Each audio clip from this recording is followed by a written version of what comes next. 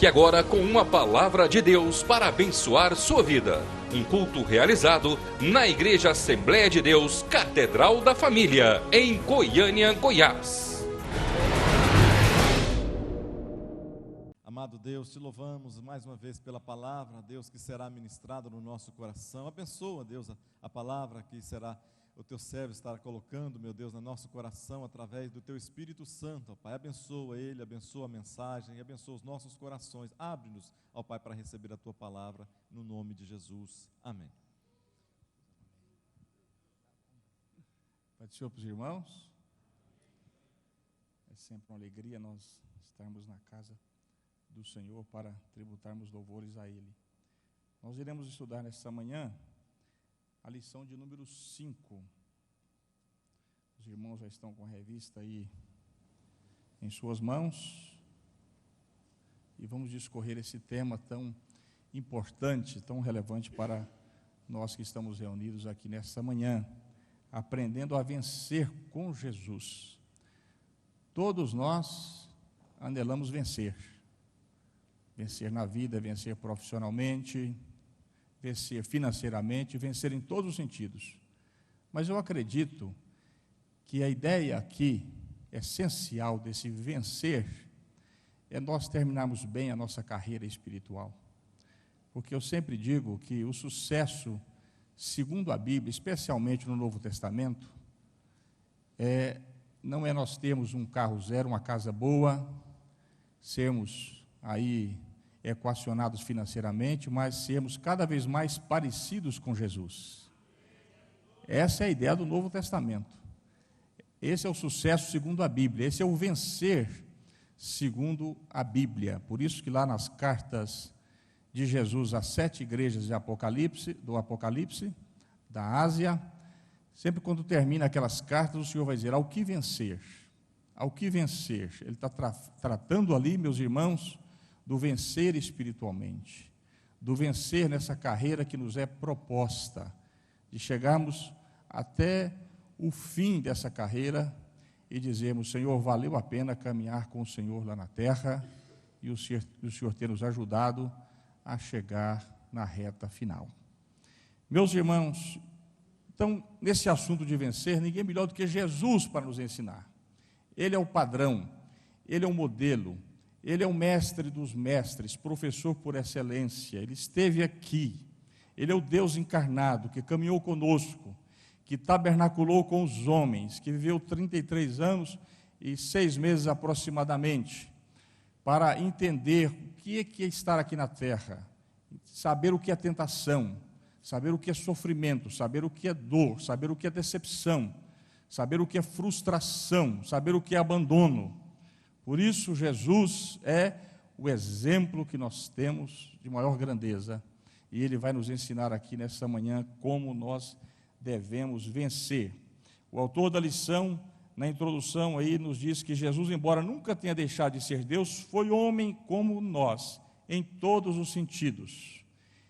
Esse assunto muito discutido na igreja primitiva, especialmente aí naquele tempo que nós chamamos de patrística, sobre Jesus. Quem era Jesus? Ele era 100% homem ou 100% Deus? Ele era só homem ou ele era só Deus? Então houve um concílio na igreja, um concílio muito importante no ano 325 na cidade de Niceia, e depois houve outro concílio na cidade de Calcedônia no ano 451, em que se definiu, Jesus é 100% homem, 100% Deus. Como homem, ele disse, eu tenho sede. Como Deus, ele disse, eu sou a água da vida. Então, nós percebemos que, como homem, ele disse também, estou cansado. Ele parou à beira do caminho porque estava cansado, diz o texto lá em João capítulo 4. Mas, como Deus, ele disse, vinde a mim todos os cansados. Como homem, ele foi opresso lá no jardim do Getsemane, na prensa de óleo. Mas como Deus, ele disse, vinde a mim todos os oprimidos. Então ele é 100% homem, 100% Deus. Houve um movimento herético no início da igreja primitiva que dizia que Jesus não sentiu dor durante a sua vida, e especialmente na cruz. Mas não é isso que o texto sagrado nos diz. Jesus sofreu todos os sofrimentos que nós, seres humanos, sofremos. Tentações, aflições, a sua alma ficou vulnerável. Jesus sentiu a dor do abandono, da solidão. Ele passou por tudo isso. O Filho de Deus tornou-se homem pela encarnação. O Verbo encarnado suportou todas as provações em perfeita consonância com a vontade de Deus, pela qual obteve plena vitória sobre o mundo, a carne e o diabo. É muito importante nós lermos aí Hebreus capítulo 4, versículo 15, para nos mostrar que Jesus sofreu na carne tudo o que nós sofremos. Hebreus capítulo 4, versículo 15, ele diz: pois nós não temos um sumo sacerdote que não possa compadecer-se das nossas fraquezas, mas sim alguém que, como nós, passou por todo tipo de tentação, porém sem pecado. Está vendo? Jesus passou por todo tipo de tentação, sofreu como a gente sofreu, para que ele realmente tivesse a condição de ser o sumo sacerdote, intercedesse por nós, porque ele é o sacerdote empático. O que é empatia? Empatia é o sofrer a dor do outro, eu sentir, saber o que o outro está sofrendo. Descobriram empatia no hospital dos Estados Unidos, Quando as crianças estavam no berçário, colocaram uma criança chorando, aí todas as outras crianças começaram a chorar, e aí descobriram-se a empatia. Então Jesus é o sumo sacerdote empático, que sabe o que é sofrimento, porque ele passou por tudo isso que nós passamos. O autor ainda vai dizer aí na introdução, que na encarnação percebemos a coabitação harmoniosa das duas naturezas, a humana e a divina, em uma só pessoa, Jesus Cristo.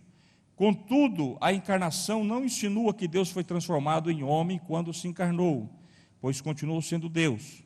Também não ensina que o homem Jesus foi transformado em Deus, porque continuou sendo humano.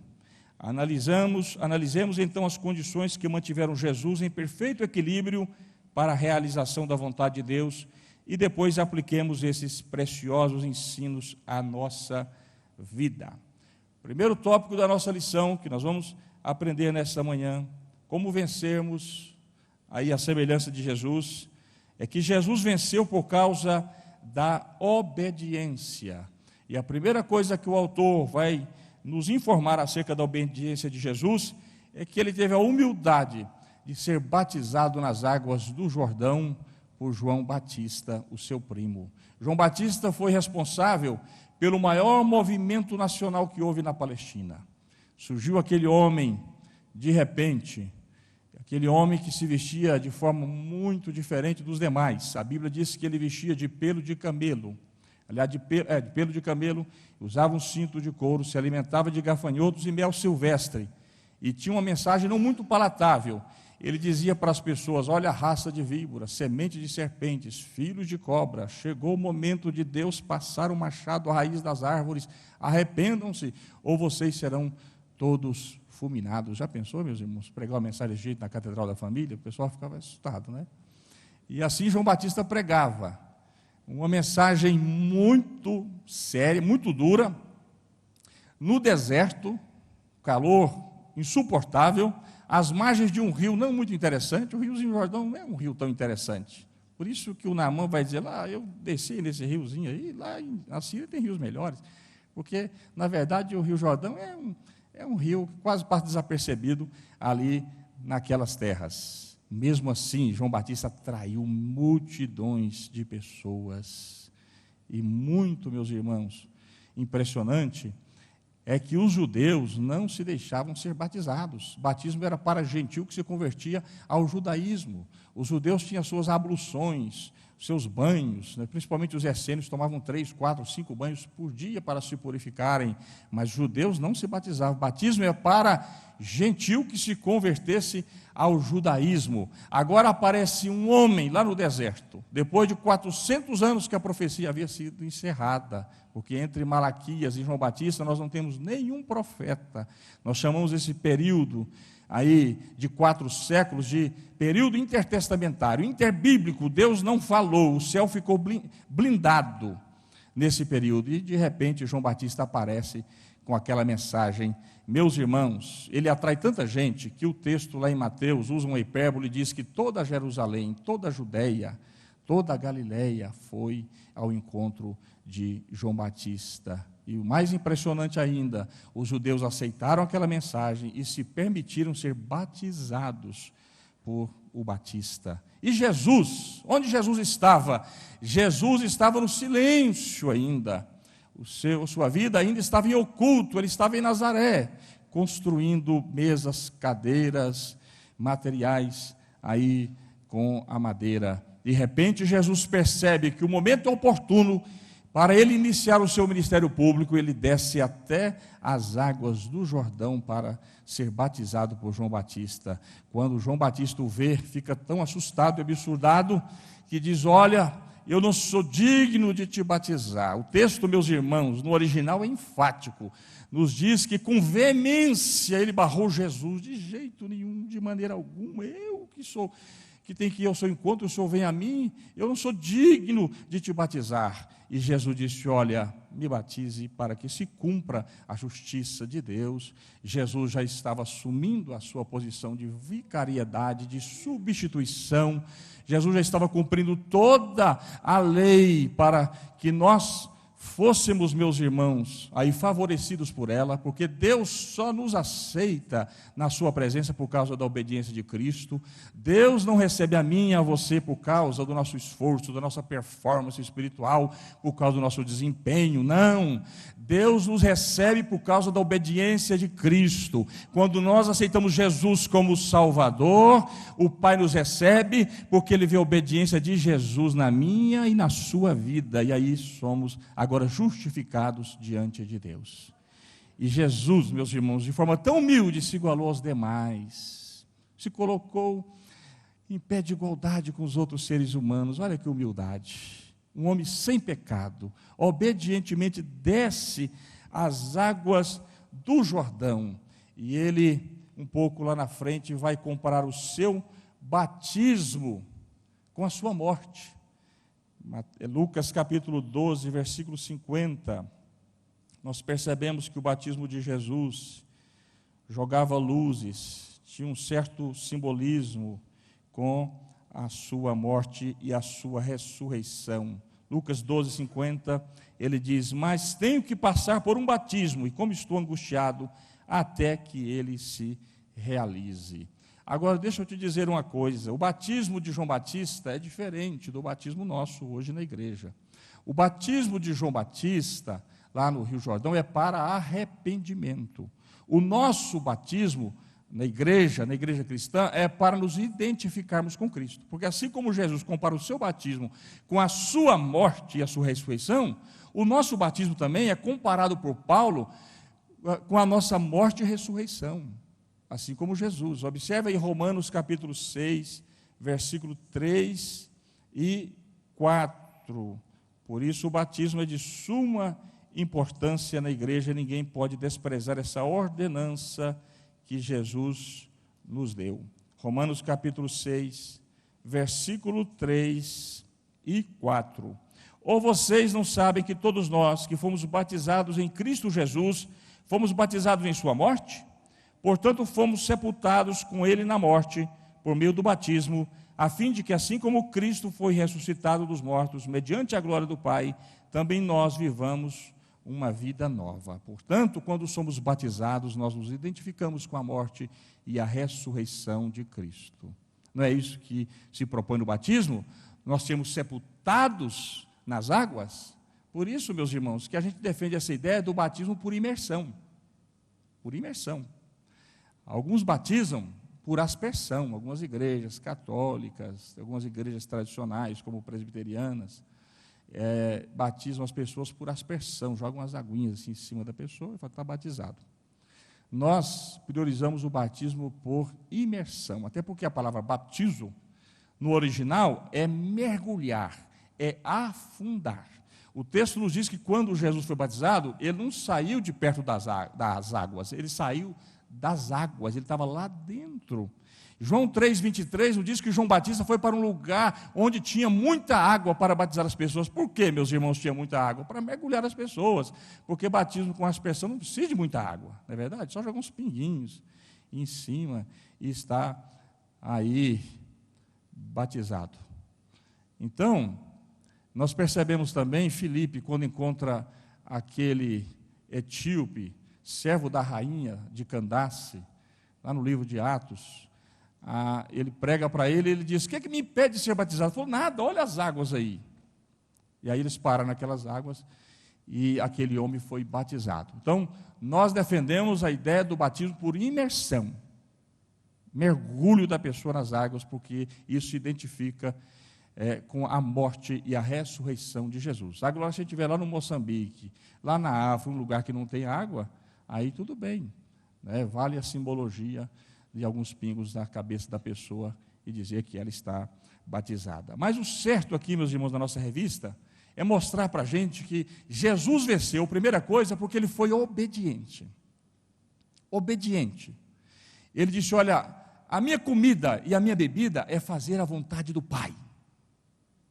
Jesus se preocupava muito em fazer a vontade de Deus. Meus irmãos, Jesus era tão obediente a Deus, que antes de escolher os seus 12 apóstolos, os seus 12 discípulos, ele passou a noite inteira de oração, em oração. Você sabia disso? Lucas capítulo 6, versículo 12, diz que Jesus orou a noite inteira, com certeza, para pedir direção a Deus, diferente de mim, de você, que às vezes tomam certas decisões sem consultar a Deus e às vezes desobedecendo ao Senhor. Como nós, meus irmãos, podemos vencer desse jeito? Quando Deus propõe para nós um caminho, a gente escolhe o outro. Quando Deus propõe para nós aí um caminho diferente e a gente escolhe o nosso próprio caminho, dificilmente nós seremos vencedores e felizes desse jeito. Por isso, um pastor, teólogo alemão, não posso dizer pastor alemão, teólogo, né? Ou pastor alemão, senão os irmãos vão achar que o homem fazia teologia canina. Pastor alemão, teólogo, né? Nesse ponto aí, a ordem altera os fatores, não é verdade? Esse homem chamava Dietrich Bonhoeffer, e ele disse o seguinte: só o crente é obediente, e só o obediente crê. Olha que coisa interessante. Só o crente é obediente, e só o obediente crê. E ele disse mais: um ato de obediência é melhor do que 100 sermões. Um ato de obediência é melhor do que 100 sermões. Jesus foi obediente em tudo. Por isso que lá em Filipenses capítulo 2, versículo 8, Paulo diz que ele foi obediente até a morte, e morte de cruz, a morte mais cruel daquela época. Paulo vai dizer lá para os coríntios: eu não quero saber nada entre vocês, a não ser Cristo e Ele crucificado. Escândalo para os judeus, loucura para os gregos, mas eu só quero saber dele, Ele crucificado. Ele foi obediente até a morte, e morte de cruz. Meus irmãos, não dá para vencermos nesta vida sem sermos obedientes a Deus. Não dá para a gente transpor as dificuldades nesta vida sem a gente ser obediente ao Senhor. Afinal, Deus conhece, meus irmãos, a senda da vitória, Deus conhece o futuro, Deus sabe de tudo, né? Os teólogos, quando querem falar sobre a onisciência de Deus, eles fazem até uma analogia de, aí, por exemplo, uma banda, um desfile que está se apresentando em uma praça, né? E a gente está lá só no canto da praça, a gente só percebe ali quem está passando naquele momento, mas Deus, de cima, Ele olha todo o desfile ao mesmo tempo, na mesma hora. Então Deus, o nosso Deus, conhece a nossa vida, nosso futuro, e sabe quais os caminhos que nós temos que trilhar para a gente chegar aí como vencedores no fim da nossa carreira. Nós não sabemos, nós não conhecemos nem a origem dos nossos problemas. Como é que a gente pode caminhar sem a sua direção, sem ser obediente a Ele? Não tem como, meus irmãos. Nós temos que obedecer a Deus. E nós temos inúmeros exemplos na Bíblia, no Antigo Testamento, de pessoas que desobedeceram a Deus, se deram mal, como Saul, que governou 40 anos o povo de Deus, só desobedecendo ao Senhor, 2 anos na presença de Deus e 38 anos desobedecendo a Deus. E ele não colheu frutos bons na sua caminhada, foi rejeitado por Deus. Deus virou as costas para aquele homem. Quando Deus deu ordem para que ele destruísse o arraial dos amalequitas, ele disse: olha, eu lembrei que os amalequitas fizeram com o meu povo quando eles estavam subindo lá do Egito. E eu tenho uma birra com esses amalequitas. Então, Saul, vai lá e mata todos eles, desde o novilho, o bezerro, até o gado adulto, desde a criança, destrua tudo. E Saul chegou lá, meus irmãos, no arraial dos amalequitas com seu exército, e olhou aquelas vacas lá, né, com os ubres cheios de leite. Falei: não dá para matar um negócio desse, né? Tem que levar para Israel. Olhou aqueles cavalos, manga largas, bonitos. Não dá para matar, tem que levar. E ele foi separando o melhor do gado, o melhor das ovelhas, o melhor dos cavalos, perdoou o rei Agag, levou tudo para Israel. A Bíblia diz claramente, explicitamente, que Deus o rejeitou. Deus ficou tão aborrecido que chamou Samuel, o profeta, que havia ungido aquele rei, e disse: olha, Samuel, eu tenho rejeitado Saul, porque ele desobedeceu a minha palavra, e eu já tenho escolhido um homem segundo o meu coração. Por que Davi era um homem segundo o coração de Deus? Porque Davi fez, meus irmãos, tudo, ou quase tudo, que Deus propôs a ele.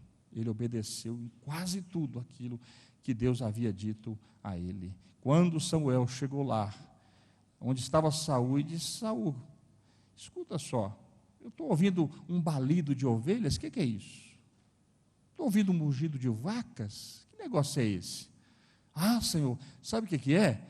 É o povo aí que o Senhor me deu como os meus súditos, para eu governar. Esse povo é terrível, e esse povo fez com que eu aí desobedecesse a Deus e perdoasse o melhor do gado, o melhor das ovelhas. O rei Agag está aí também. Ele falou: pois é, Saul. A Bíblia diz, aí Samuel disse para Saul que o pecado de desobediência era como o pecado de feitiçaria. Que Deus está mais interessado, meus irmãos, na nossa obediência do que nos nossos sacrifícios. Nós poderíamos, segundo Samuel, oferecer aí a Deus sacrifícios enormes, mas dissociados de obediência, isso não tem nenhum valor para Deus. Deus quer a nossa obediência, obediência que se traduz em submissão à sua perfeita vontade. Amém, meus irmãos? Ah, porque eu vou jejuar 30 dias. Você pode jejuar 30 dias, 60, fica um ano aí jejuando. Mas se você não obedecer a Deus, isso não vai ter nenhum valor. Ah, eu vou dar um dízimo, o maior dízimo da igreja. Deus não está interessado aí nesse maior dízimo dissociado de obediência. Deus quer vida. Por isso eu sempre digo, antes de trazer aquilo que você tem para a casa do Senhor, traga você primeiro. Depois que você trazer você, traga o que você tem. Porque se você não for recebido por Deus, tampouco Deus vai receber aquilo que você traz. A Bíblia diz que Deus olhou para Abel e a sua oferta, para Caim e a sua oferta. Deus olha primeiro para a gente, depois para aquilo que a gente traz. Porque quem recomenda a oferta é o ofertante. Se Deus não recebe o ofertante, tampouco receberá a oferta. Nós precisamos entender essas coisas, meus irmãos, para sermos vencedores na presença do Senhor. Lá em Amós capítulo 4, o povo está ali andando, fazendo romarias para 3 lugares, Gilgal, Betel e outro lugar que eu não me lembro. Deus disse: que isso adianta vocês fazerem isso? Parem com isso. Que adianta os dízimos e as ofertas de vocês? Lá em Malaquias, o povo também está oferecendo a Deus lá de qualquer jeito, e servindo a Deus de qualquer maneira, sabe o que Deus vai dizer usando o profeta? Olha, seria bom que vocês nem abrissem a porta do templo, deixe a porta do templo fechada, inútil, vocês acendem fogo na minha presença. Olha, e quanto a essas ofertas ruins, defeituosos, animais defeituosos que estão trazendo na minha presença, eu vou pegar as fezes deles e esfregarem na cara de vocês. Meus irmãos, precisamos conhecer a palavra de Deus para sabermos dessa verdade tão importante. Temos que obedecer a Deus. Se somos servos do Senhor, precisamos obedecê-lo em tudo, ou senão pagaremos um preço muito alto. Você está disposto a pagar um preço alto? Eu já paguei alguns preços altos por causa de algumas desobediências. Quem não desobedece, né, irmãos? Nós somos mesmo aí pescoço duro, como diz o texto, né? Dura cerviz. Não vale a pena. Ouçamos a voz de Deus sempre. Em todas e quaisquer decisões, vale a pena ouvir a Deus. Amém? Irmão Luciano, meu amigo querido, que descansa na glória, estava desempregado, homem de Deus, congregava ali em Campinas, e colocou no seu coração em mudar para Confresa. Não, eu quero ir para Confresa. E eu falei, irmão Luciano, não vai, fica por aqui, você é um homem bom, um homem honesto, o mercado carece de gente boa igual você, honesta igual você. Não, mas eu quero ir. Naquela semana que ele marcou a viagem para Confresa, junto com a sua esposa, seus 2 filhinhos pequenos, ele sonhou com o pastor Oídes. O pastor Oídes falou para ele 3 vezes, Luciano, não, não e não. Mesmo assim ele foi. Na volta, meus irmãos, perto de Firminópolis, seu carro rodou, e o outro carro bateu nele, e ele veio a falecer, deixando uma viúva, a irmã Cristiane, e os seus 2 filhinhos bem pequenos. Está na glória, eu sei que está, porque ele era um bom crente, mas eu acho que Deus tinha mais para ele aqui nessa terra. Muitas vezes, desculpe dizer aos irmãos, a gente bate com o nariz no muro por pura desobediência a Deus. Deus não quer aquilo para a gente. Às vezes, no princípio, no início do caminho que Deus propõe, a gente tem alguns espinhos, a gente tem algumas dificuldades, mas lá na frente, a gente vai perceber que valeu a pena, aleluia, obedecer a Deus. Não é isso que o diabo propõe para Jesus, lá no capítulo 4 de Mateus? Jesus acabara de ouvir, esse é o meu filho amado em quem me comprou, o diabo apareceu. O seu filho? Ah, então, para que você está sofrendo? Para que sofrer? Rapaz, para que ter fome? Olha esse sofrimento. Dá ordem a esses pães aí, dá ordem a essas pedras para que eles se tornem em pães. Jesus estava muito bem preparado, né, irmãos? Estava com a palavra na sua boca, no seu coração, e ele disse, Satanás, nem só de pão viverá o homem. O pão pode dar sustento, mas Deus dá a vida. Aleluia! Mas de toda a palavra que sai da boca de Deus. E aí ele propõe mais uma coisa para Jesus, não é verdade? Ele agora faz outra proposta para Jesus. Ele leva Jesus ao pináculo do templo e diz, mostra aí que o Senhor tem poder, mostra aí que o Senhor consegue fazer atos maravilhosos, coisas maravilhosas, milagres miraculosos, mostra que o Senhor tem poder para toda a gente aí, que o Senhor vai ver o tanto de gente que o Senhor vai atrair. Salta daqui de cima, está escrito, aos teus anjos dará ordem ao teu respeito para te guardarem em todo o seu caminho, para que o Senhor não tropece com o pé em pedra. Interessante que o diabo usa, meus irmãos, a palavra de Deus. Aí um padre do século XVI disse algo muito relevante, que a palavra de Deus, usada fora do seu contexto, se torna a palavra do diabo. O diabo usou a palavra de Deus, mas totalmente fora do lugar. E a palavra de Deus usada fora do lugar se torna a palavra do diabo. Jesus disse, Satanás, está escrito, não tentarás ao Senhor teu Deus. Terceira e última tentação, ele oferece tudo, se é que ele tem isso tudo mesmo, né? Se é que ele tem isso tudo. Oferece tudo para Jesus e Jesus não aceita. Jesus disse, não, eu tenho um caminho a percorrer. Eu vou passar por ele. Mais difícil, mais doloroso, mas o final será marcado por glória. Aleluia, aleluia. É por isso que lá no capítulo 2, Paulo vai dizer que Deus lhe deu um nome sobre todos os nomes. Que Deus o exaltou sobremaneira. Sabe o que isso significa? Que Jesus, meus irmãos, já era exaltado antes da sua vinda aqui, da sua morte, da sua crucificação. Mas depois de tudo isso, o Pai falou assim, tem jeito de exaltar ele mais um pouquinho ainda. Dá para exaltar ele mais ainda. Deus o exaltou sobremaneira, mais um pouco. E ele deu um nome que está acima de todos os nomes, como resultado da sua obediência ao Pai. Amém, meus irmãos? Eu não gosto de falar sobre obediência sem meditar nesse texto aqui. Se alguém já ouviu, ouça novamente, memorize. Aí Gênesis capítulo 8. Gênesis capítulo 8. Abra sua Bíblia aí comigo. Porque eu acho esse texto muito interessante.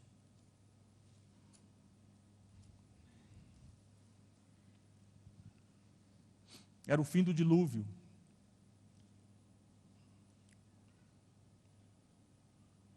Noé queria sair da arca. Falou, Deus dá para sair? Muito tempo aqui, não é verdade? Tem jeito de a gente sair agora?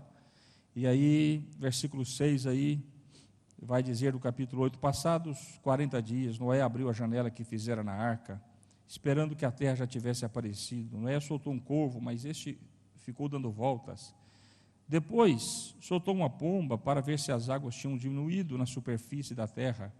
Mas a pomba não encontrou lugar onde pousar os pés, porque as águas ainda cobriam toda a superfície da terra, e por isso voltou para a arca a Noé. Ele estendeu a mão para fora, apanhou a pomba e a trouxe de volta para dentro da arca. Noé esperou mais 7 dias e soltou novamente a pomba. Ao entardecer, quando a pomba voltou, trouxe em seu bico uma folha nova de oliveira. Noé então ficou sabendo que as águas tinham diminuído sobre a terra. Esperou ainda outros 7 dias, e de novo soltou a pomba, mas desta vez ela não voltou. Noé tem todos os sinais externos que podia sair da arca, concorda ou não? Todos os sinais, mas ele não saiu. Ele não saiu, ele ficou esperando. Aí no versículo 13 vai dizer, no primeiro dia do primeiro mês do ano 601 da vida de Noé, secaram-se as águas na terra. Noé então removeu o teto da arca e viu que a superfície da terra estava seca. No 27º dia do segundo mês, a terra estava completamente seca. Noé saiu? Não. O que Noé ficou esperando? A voz de Deus. Olha o versículo 15. Então Deus disse a Noé, saia da arca, você e sua mulher, seus filhos e as mulheres deles. Faça que saia também todos os animais. E aí Noé saiu. Só depois que ouviu a voz de Deus. E aí você vai dizer, pastor, mas Noé não tinha como sair. Deus trancou a porta do lado de fora. Mas você esqueceu que aquela arca tinha janelas. E aí, meus irmãos, eu digo o seguinte, que todos aqueles que desobedecem a Deus, nunca saem pela porta, saem sempre pela janela. Sempre pela janela. O pessoal gosta muito de enfatizar, o pessoal católico, Maria. Maria era especial mesmo, meus irmãos. Senão ela não teria sido escolhida para ser a mãe de Jesus. Mas não é só Maria não, viu? O pessoal esquece de José.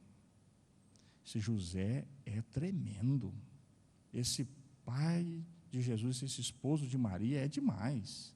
Não sei se você já parou para observar o tanto que esse homem é obediente. Se não fosse um homem como esse, os irmãos podem ter certeza, o propósito salvífico de Deus teria frustrado na fonte. O próprio texto vai dizer que José é um homem justo. Olha Mateus aí, capítulo 1.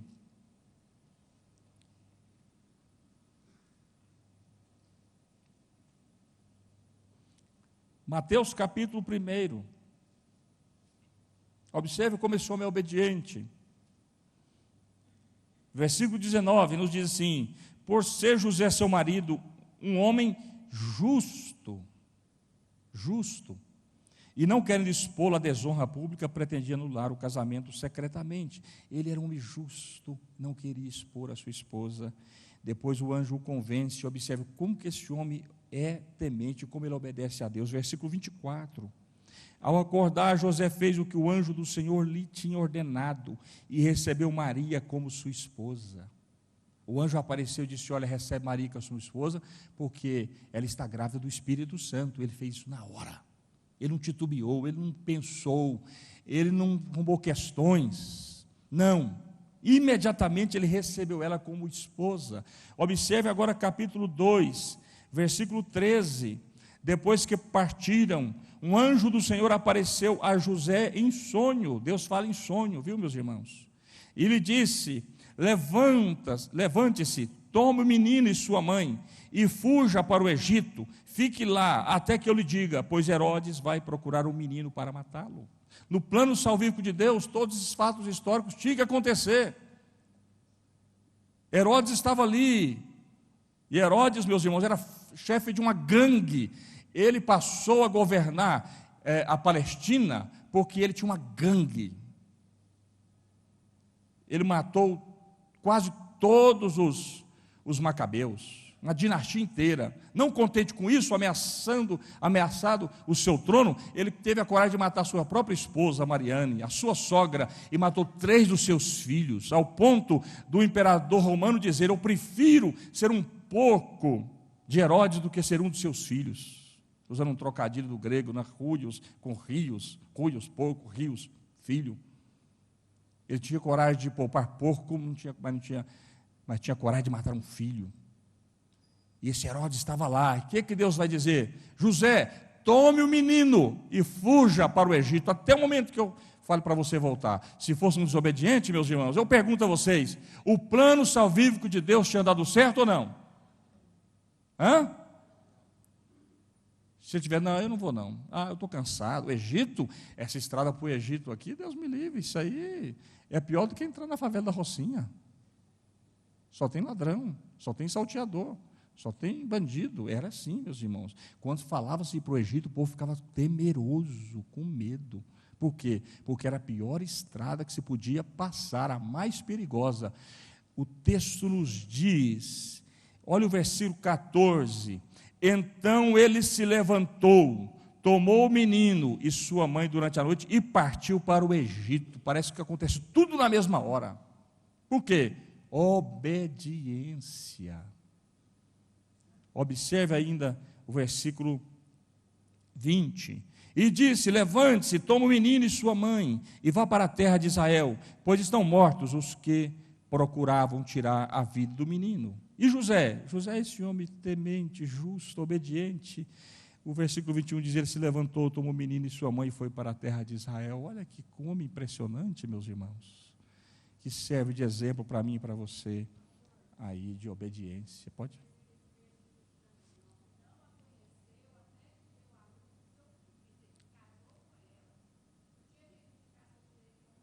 Sim, é verdade. Obediente. Irmãos, Deus não escolheu qualquer casal para mandar o seu filho, não. Como Deus não escolhe qualquer pessoa para te encher de dons espirituais, não, viu? O dom é dádiva, é dom, é graça.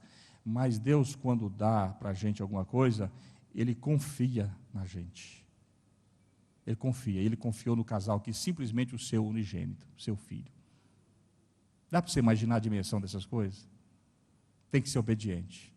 Obediente. Deus pode contar com a sua obediência, irmão, nessa manhã e sempre. Não é só nessa manhã, não. Segunda coisa, porque Jesus venceu. Porque Jesus, o autor vai dizer aqui, que ele foi ungido por Deus. Jesus não foi só ungido, Jesus é ungido. Até porque a palavra Cristo no grego é ungido, Messias no hebraico, ungido. E ele foi ungido para o ministério público. Lá no capítulo 4, versículo 16 de Lucas, a seguir, nos diz que Jesus entrou na sinagoga em Nazaré, lá na sua terra natal. Jesus resolve voltar na sua terra natal. Não foi bem recebido ali, porque ele mesmo disse que os profetas não têm honra na sua própria casa. Interessante que o texto vai dizer lá que Jesus deixou Nazaré. No original, aqui porque eles usam um eufemismo para abrandar a palavra. No original é abandonou, né, Nazaré. Ele foi tão menosprezado na sua terra natal que ele virou as costas, abandonou, não voltou mais. Jesus, ele nasceu em Belém, morou em Nazaré, foi batizado na Judéia, nas águas do Jordão, cumpriu seu ministério na Galileia. A Galileia era a região mais densamente povoada naquela época. Flávio Josefo vai dizer que naquele dia haviam 204 cidadezinhas em volta daquele mar da Galileia, todas com 15 mil habitantes para cima. Olha só que tanto de gente que tinha ali. A Galileia não era um lugar remoto, distante, não. Era um lugar de um povo mais simples, região agropastoril. Ali se plantava muito, por isso Flávio José vai dizer que era mais fácil você cultivar 15 mil pés de oliveiras na Galileia do que cuidar de um filho na Judéia. A situação era muito mais complicada. Ali Jesus cumpriu o seu ministério. Em Nazaré ele foi na sinagoga. O que era a sinagoga? Sinagoga, meus irmãos, era um centro de culto de adoração, uma universidade docente, em que também havia adoração, ensino e educação religiosa. Haviam várias sinagogas em todo o Império Romano. Os judeus, onde tinha uma colônia de judeus, com 10 judeus já se podia estabelecer uma sinagoga. Todas elas estavam com a frente voltada para Jerusalém, para o templo. O templo era só um. No templo não se ensinava, não se pregava. O templo era só lugar para os sacrifícios. Na sinagoga havia ensino e pregação. Tinha tanta sinagoga que Joaquim Jeremias, o grande teólogo alemão, no seu livro Jerusalém nos tempos de Jesus, vai dizer que só em Jerusalém haviam 500 sinagogas. Jesus sempre começou pelas sinagogas. Por quê? Na sinagoga podia se difundir uma nova ideia sobre religião, sobre Deus, tinha espaço para isso. Qualquer pessoa podia se levantar, acima de 30 anos de idade, e podia abrir o texto e pregar. Por isso, lá em Lucas, capítulo 4, versículo 16, você vai entender por que Jesus fez isso. Observe aí em Lucas, capítulo 4, a partir do versículo 16. Ele foi a Nazaré, onde havia sido criado, e no dia de sábado entrou na sinagoga, como era seu costume, e levantou-se para ler. E foi-lhe entregue o livro do profeta Isaías. Abriu e encontrou o lugar onde está escrito: o Espírito do Senhor está sobre mim, porque Ele me ungiu para pregar boas novas aos pobres. Ele me enviou para proclamar liberdades aos presos e a recuperação da vista aos cegos, para libertar os oprimidos e proclamar o ano da graça do Senhor. Então ele fechou o livro, devolveu ao assistente e assentou-se. E na sinagoga todos tinham os olhos fitos nele, e ele começou a dizer-lhes: hoje se cumpriu a escritura que vocês acabaram de ouvir. O Espírito do Senhor está sobre mim. Quando desceu lá no batismo, o Espírito Santo desceu sobre ele para lhe dar poder para instrumentalizar os dons. Mas na verdade, meus irmãos, o Espírito esteve sobre Jesus durante toda a sua vida. Os irmãos lembram que quando Jesus estava no ventre, e a mãe de João Batista também estava com seu filho no ventre, elas se encontraram e os meninos se alegraram dentro do ventre? Jesus já era cheio do Espírito dentro do ventre. Tem crente que fica 30 anos na igreja, não sabe o que é ser cheio do Espírito, mas Jesus, dentro do ventre, já era cheio do Espírito Santo de Deus. Lá na hora do batismo, ele recebeu o Espírito Santo como poder instrumentalizador dos dons que estariam sobre ele, o capacitando para cumprir o seu ministério terreno. E aí o autor que vai propor que a gente só vence com essa unção de Deus. Só vence com essa unção de Deus. Mas eu tenho muitas restrições quando alguém diz ungido do Senhor. Na verdade, meus irmãos, não existe um ungido do Senhor. Aliás, existe, é Jesus. No Novo Testamento, essa ideia de ungido não existe. Todos nós estamos debaixo da unção do ungido. Ungido é Cristo. Ungido é Jesus. A palavra Cristo, ungido. Messias, ungido. No Antigo Testamento, que Cristo não havia aparecido, que havia essa perspectiva do ungido. Não toques no ungido. Nós todos estamos agora debaixo da unção do ungido. E com esta unção do ungido que nós vencemos as lutas, as dificuldades, as batalhas da vida. Paulo venceu com esta unção.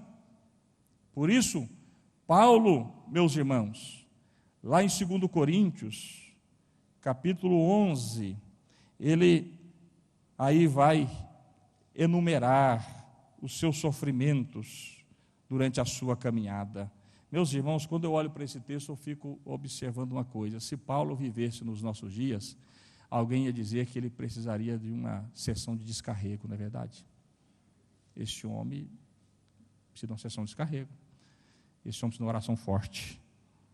Não dá para andar com esse homem. Esse homem, ele tem mau agouro, né? Muito cheio de azar. Mas é interessante, meus irmãos, que Paulo, na sua caminhada, ele sofre, padece. Você nunca vê ele falar assim: foi o diabo, foi macumba, foi demônio. Ele só vai dizer: tudo isso contribuiu para a propagação do Evangelho. Eu estou preso, mas a palavra está livre. Eu estou preso aqui, junto com a guarda de elite romana, a guarda pretoriana, que era a guarda de elite, eram os soldados mais bem pagos, duplamente pagos. E ele está ali pregando. Por isso que lá ele vai dizer: olha, os da casa de César o saúdam. Ele está pregando, ele está ganhando os da casa de César. Ele vê tudo isso como oportunidade, na prisão, no caminho, lá no naufrágio do navio. Tudo isso ele vê como oportunidade que Deus está dando para ele pregar o Evangelho. E aí, 2 Coríntios, não sei se você já encontrou, capítulo 11, versículo 24 a seguir, ou 23, ele vai dizer: são eles servos de Cristo? Estou fora de mim para falar desta forma, eu ainda mais. Paulo está aqui reivindicando o seu apostolado, porque a igreja de Corinto não estava acreditando que ele era apóstolo, só os outros, e ele vai dizer: não, eu sou apóstolo também. E aí ele vai dizer: eles são apóstolos por causa de sofrimento? Então eu vou falar o que eu já passei. Ele diz: trabalhei muito mais, fui encarcerado mais vezes, fui açoitado mais severamente, exposto à morte repetidas vezes, 5 vezes recebi dos judeus 39 açoites. Meus irmãos, você sabe o que é receber 39 açoites naqueles dias? Segundo a história, quando a pessoa já recebia 5 chicotadas, ela já desmaiava, porque na ponta daquele chicote haviam ossos, pedaços de ossos. Aquilo, quando passava na carne, já arrancava, no lombo da pessoa, já arrancava pedaços de carne.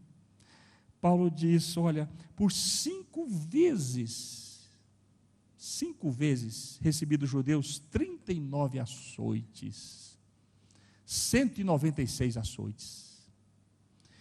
E ele vai dizer: 3 vezes fui golpeado com varas, 1 vez apedrejado, 3 vezes sofri naufrágio, passei uma noite e um dia exposto à fúria do mar, estive continuamente viajando de uma parte a outra, enfrentei perigos nos rios, perigos de assaltantes, perigos dos meus compatriotas, perigos dos gentios, perigos na cidade, perigos no deserto, perigos no mar e perigo dos falsos irmãos. Trabalhei arduamente, muitas vezes fiquei sem dormir, passei fome e sede, e muitas vezes fiquei em jejum, suportei frio e nudez.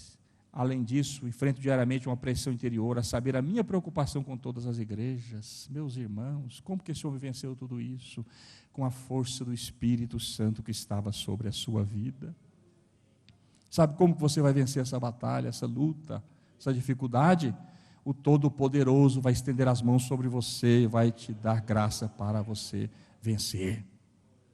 Eu fico imaginando, meus irmãos, John Bunyan, o homem que escreveu o 2º livro mais lido da história, depois da Bíblia é o livro mais lido, chamado O Peregrino.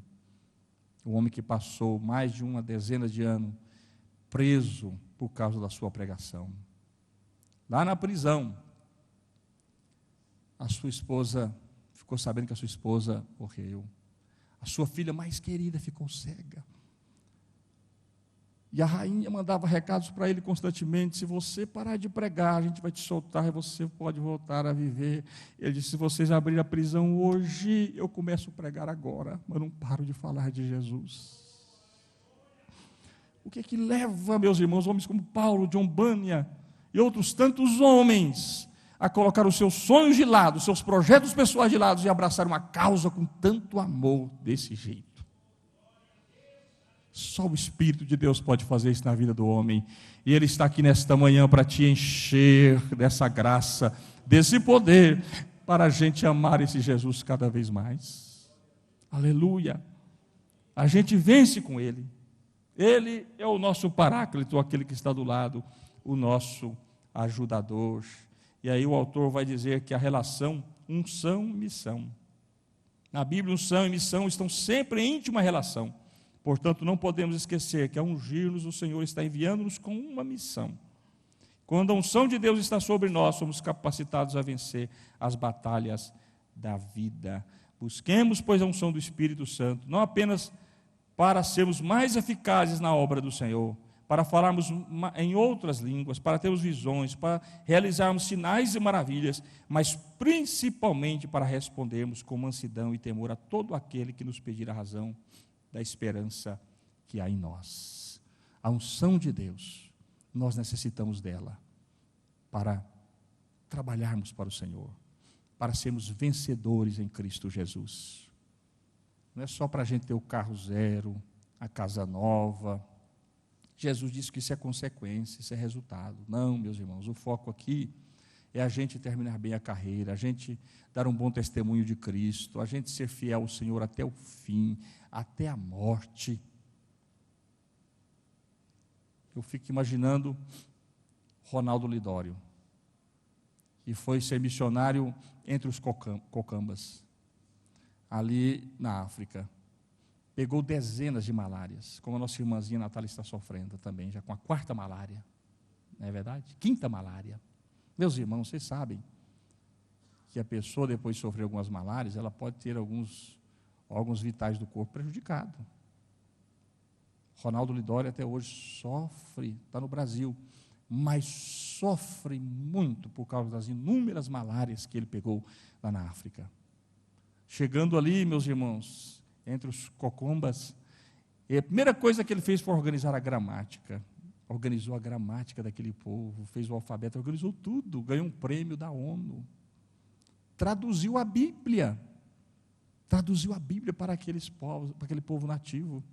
No dia que ele pegou a Bíblia e foi levar para aquele povo, ninguém sabe de onde apareceu um enxame de abelhas e grudou no nosso irmão Ronaldo Lidório, e ele se desmaiou. Foi salvo por um nativo que o pegou no colo e saiu correndo alguns quilômetros até o próximo pronto-socorro. Ninguém sabe de onde saíram aquelas abelhas. E lá ele foi salvo. Entregou a Bíblia para aquele povo, estabeleceu uma igreja, elegeu presbíteros, voltou para o Brasil, e está lá os cocombas, meus irmãos, com mais de 5.000 pessoas servindo ao Senhor, com Bíblia na mão, palavra de Deus, salvos em Cristo Jesus. Sabe o que é isso? A força do Espírito Santo que está em nós, na nossa vida, que não nos faz olhar para as dificuldades, para as lutas, para as adversidades, mas para as glórias que Jesus tem reservado para nós. Amém? Último tópico aí. Meu tempo já acabou, pastor? Já se foi. Mais 5 minutinhos, os irmãos me suportam? Último, Jesus venceu porque ele conhecia o campo de batalhas. Segundo o autor aqui, a vida de Jesus foi, aliás, ele conhecia o campo de batalhas. A vida de Jesus foi um campo de batalhas. Às vezes você fica imaginando que Jesus sofreu aquela tentação no deserto e o diabo foi embora e não voltou mais. Lá em Marcos, diz que o diabo deu um tempo depois daquela tentação, mas ele voltou. A vida de Jesus, meus irmãos, foi uma vida de sofrimento. Você imagina a vida de Jesus com sofrimento, baseado naquele filme do Mel Gibson, 12 horas de sofrimento de Jesus? Não. Toda a vida de Jesus foi marcada pelo sofrimento. O primeiro sofrimento de Jesus é a encarnação. Um santo, o Logos, o Filho de Deus, a segunda pessoa da Trindade, totalmente santo, ter que encarnar, ter que tomar um corpo vituperado pelo pecado, vilipendiado pelo pecado. Descer a essa terra foi um sofrimento enorme para Jesus, terra que Deus amaldiçoou por causa do pecado. Jesus agora teve que palmilhar essa terra. Você acha que isso não foi sofrimento para Jesus? Ter que andar com pecadores. Meus irmãos, eu acho que a maior dificuldade para um santo, para uma pessoa que já está com a mente na glória, é ter que andar com gente pregada na terra. É ter que andar com pecadores. Eu acho que a maior dificuldade para um santo é ele conversar dentro das categorias espirituais, uma dimensão da glória, do reino, e ter gente do seu lado só pensando em coisas materiais, só nos favores desta vida. Isso aí é um sofrimento tamanho. Jesus lá olhando para a cruz, esperando o momento certo, e gente do lado dele caminhando: Senhor, quem vai sentar do lado esquerdo? Eu vou estar do lado direito, Jesus. Um fica do lado esquerdo, do outro lado direito. Você já imaginou um negócio desse? Isso é um sofrimento tamanho. Jesus sofreu porque foi obediente. Meus irmãos, quem é obediente sofre. A obediência produz sofrimento. E ele foi o servo do Senhor. Ele foi o doulos do Kyrios. A ideia de servo do Senhor, aqui no grego, meus irmãos, é que o Senhor é meu dono. Ele é meu Kyrios, Ele é meu Senhor. Sou patrimônio dEle. E eu tenho que obedecê-lo em tudo. Isso foi sofrimento para Jesus. E no Getsemane? A própria palavra Getsemane significa prensa de óleo. Um nome muito sugestivo para o que Jesus ia passar. Ele foi prensado ali no jardim do Getsemane. Ali, Jesus enfrentou uma dor crucial. Seus amigos o abandonaram. Os discípulos, decepcionados, dormiram, tristes. Estavam todos desacorçoados, dormiram. Jesus sofreu solidão. Por 3 vezes o texto que ele voltou e disse: olha, vocês não podem ficar nem um pouquinho comigo. E depois ele tomou uma distância de um tiro de uma pedra, e o texto vai dizer que ele caiu no chão. Mateus diz que ele caiu com o rosto em terra. Marcos vai dizer que ele se jogou no chão. Lucas vai dizer que o seu suor se tornou em grandes gotas de sangue. Qual era o sofrimento de Jesus? Ele olhando para a cruz, e ele dizendo: Pai, eu quero te obedecer em tudo. O Senhor sabe que eu quero te obedecer em tudo. Mas se possível, eu sei que é possível, o Senhor pode passar de mim esse cálice. Da morte eu não tenho medo. Eu só estou sentindo, Senhor, é a dor do sofrimento. Eu estou com medo do sofrimento. Se possível, passa de mim este cálice. Todavia, Pai, não é feita a minha vontade, mas a tua vontade. Aleluia. Jesus sofreu durante toda a sua vida para ser nosso exemplo, para nos ensinar, meus irmãos, que a vida é assim. A vida é um campo de batalhas. Viver não é fácil. Como diz o poeta, viver é perigoso. A nossa vida é marcada por sofrimento, por luta, por dificuldade. Quando rompemos com Deus no jardim, Deus disse: olha, a vida de vocês agora será marcada por cardos, espinhos e abrolhos. E eu sempre digo que alguns gostam de dizer, aí eu apelar para uma frase dizendo: pare de sofrer. Viver é sofrer, meus irmãos.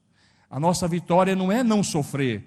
A nossa vitória é não sermos vencidos pelo sofrimento. Essa é a nossa vitória. Mas todos nós sofremos em alguma medida. Seja rico, seja pobre, seja intelectual, seja letrado, todos nós sofremos. Sofrimento é uma verdade da história humana. Olha para esses irmãos que estão aí com as cãs brancas e perguntam para eles como é que é a vida. E eles vão dizer: olha, a gente tem muitas alegrias na vida, mas a vida também nos prega cada peça. Nossa vitória não é não sofrer, é não sermos tombados pelo sofrimento.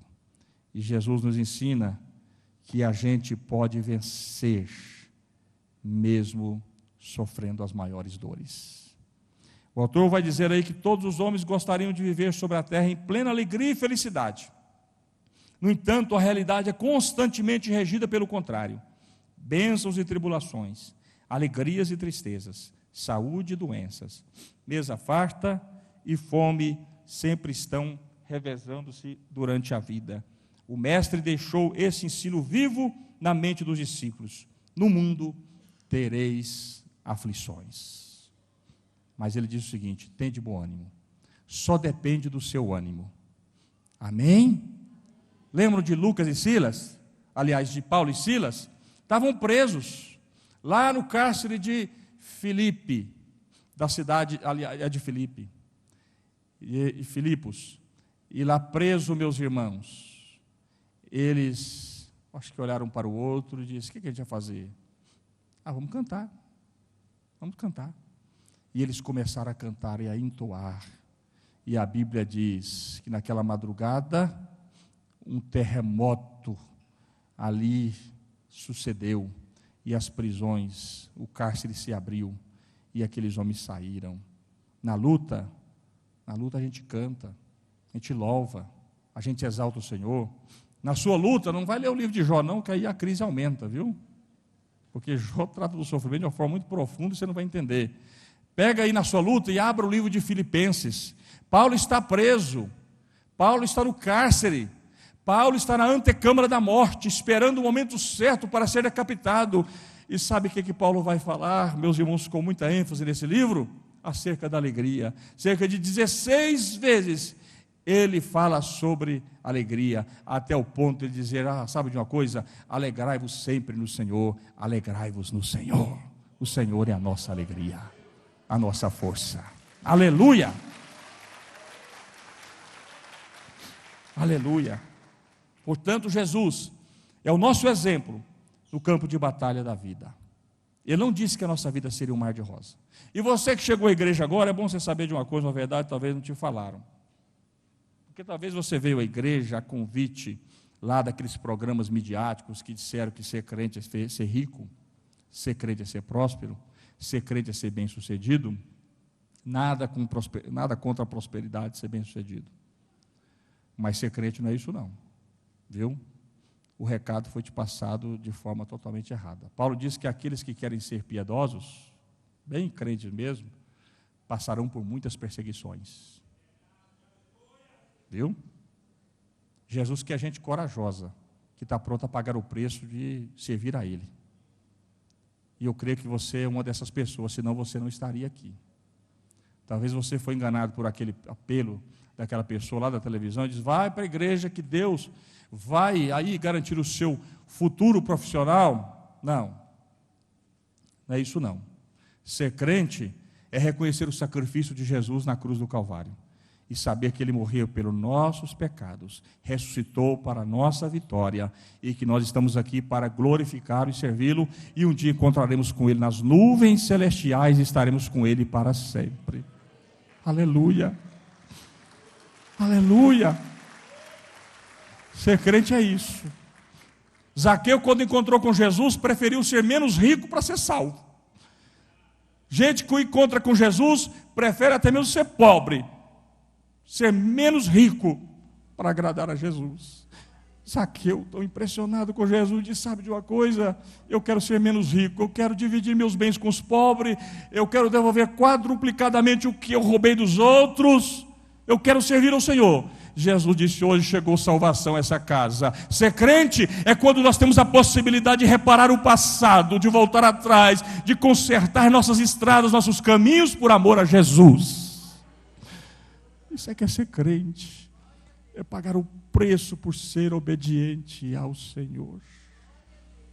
Como aquele homem ali naquela grande empresa que ganhava muito bem, mas para receber os seus extras precisava estar numa sala com mulheres seminuas fazendo striptease. Ele disse, eu prefiro abrir mão do meu salário do que abrir mão da minha comunhão com o meu Deus.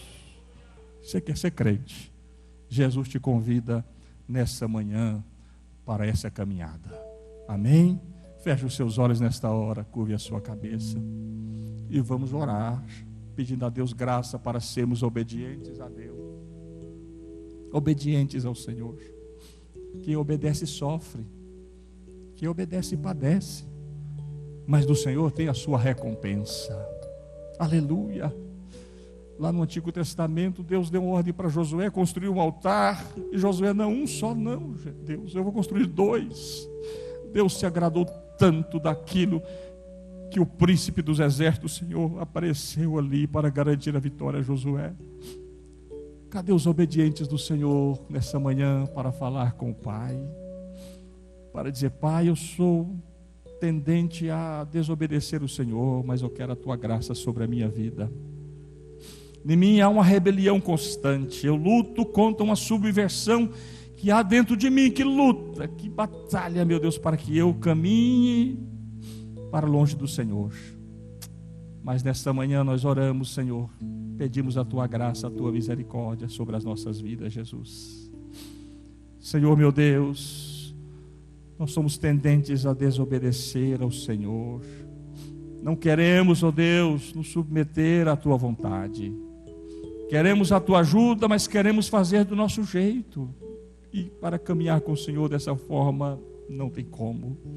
O Senhor nos chama, meu Pai querido, para uma submissão total, para uma entrega total. A Tua palavra diz: entrega o teu caminho ao Senhor, confia nele e Ele tudo fará. Senhor, as dúvidas, as incertezas, às vezes tomam conta do nosso coração e nós passamos até mesmo a desacreditar da Tua palavra. Mas nessa manhã pedimos a Tua graça, a Tua misericórdia sobre as nossas vidas e pedimos, Senhor, a capacidade para obedecer ao Senhor, para andar na Tua presença, porque só assim seremos mais do que vencedores por Cristo Jesus, o nosso Senhor. Amém e amém. Deus abençoe os irmãos em nome de Jesus.